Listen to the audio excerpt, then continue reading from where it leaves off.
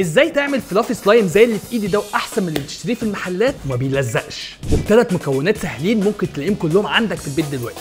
اول حاجه هنحتاج الغرق. وقد ايه بقى المقدار ده 800 مللي. هنحط ميه عشان خاطر ننزل بقيه الجلو اللي موجود جوه ونقفلها ونربي كويس. والميه كمان هنستخدمها عشان ندوب بيها السلايم. هنقلب في الطبق كويس قوي. هنقعد نقلب لحد ما نلاقي ان الغلا والميه دول كلهم امتزجوا ببعض لحد ما يبقى بالقوام ده. المفروض احنا عشان نحول الغرق لسلايم هنحط عليه برسيل جل. نجيب كده الغطا بتاع برسيل جل ده هنملاه كله. نبدا نحط واحده واحده. جميل قوي. نحط عليه فوم. حلو كده. حلو قوي.